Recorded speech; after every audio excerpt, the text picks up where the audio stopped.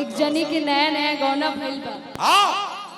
और उनकर पति परदेश चल गए बड़ा छोड़ के काहे खातिर कमाही नु चला आदमी यहीं त लोग नौकरी करता तनी कनिया बन अरे वाह देखा तरु के धीरज अपन सैयद जी के फोन लगा के बुलावत तड़ी और कहत तड़ी कि कोई के अरे हई गवना राजो अगैला बहारा पिंटू बाबू उसको थोड़ा सा ब्रेक दे के इन लोग के बबुआन के सुनियन जा तब पर खंड होया जिला बबुआने से हिला क्या बात कि चुटकी भर से नूर के कि चुटकी भर से नूर के तू तो सान हो आहै बबुआन के जान हो एक बार और कि परखंड होया जिला कि कोई के गा मनवा राजो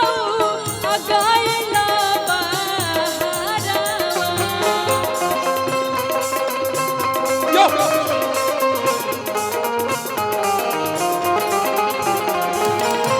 कोई के गा मनवा राजो अगैला बहारा कैसे सही आल्हर बदनवा से जिया गेला हारा कैसे सही आल्हर बदनवा से जिया गेला हाथ में चुरी जतन के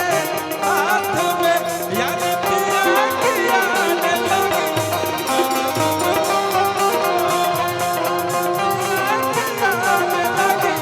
है भीगी भीगी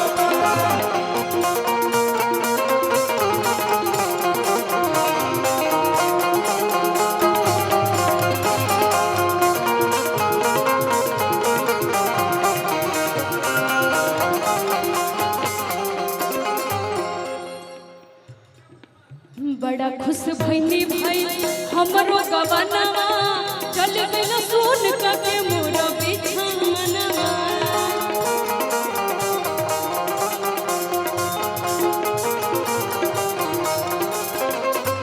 बड़ा खुश भइनी भाई हमरो गवनवा चल गइल सुन के मोर बिछानवा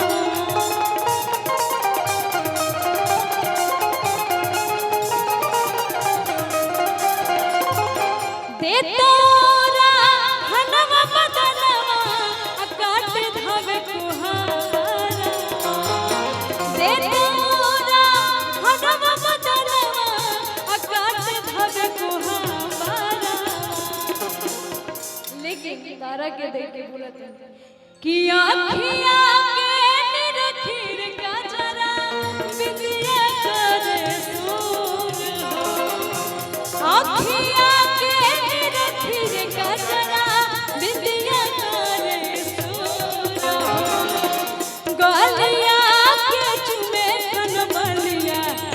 गिला छतिया गलिया के चुमे कन बलिया धड़केला छतिया आँखिया के निरखिर का जरा बिंदिया करे सूर आँखिया के निरखिर का जरा बिंदिया करे सूर गलिया के चुमे कन बलिया धड़केला छतिया मोर गलिया के चुमे कन बलिया धड़केला छतिया मोर जिया सब भाई क्या बात है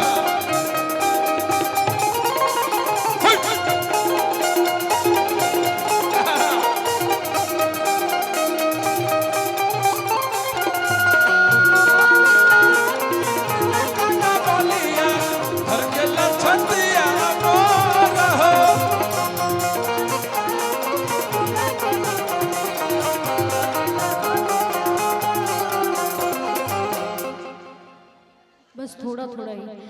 कि पियाज के रंग में रंगा गईली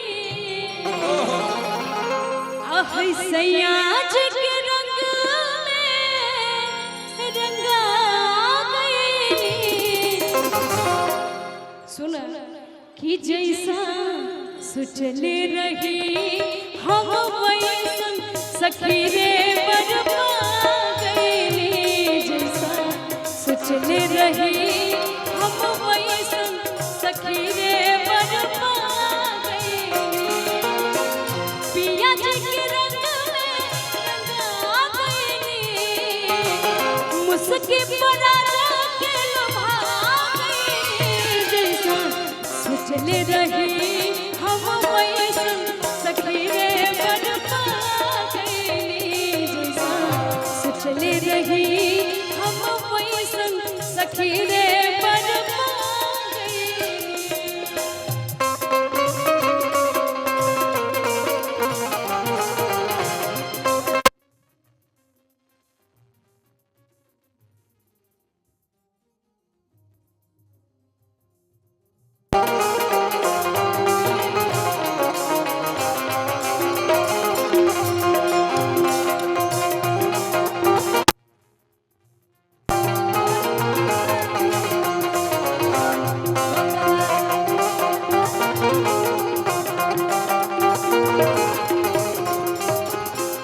कि कोते हन जादू ऐसा अरुआ सजन जी कि प्रीतिया के रंग में रंगा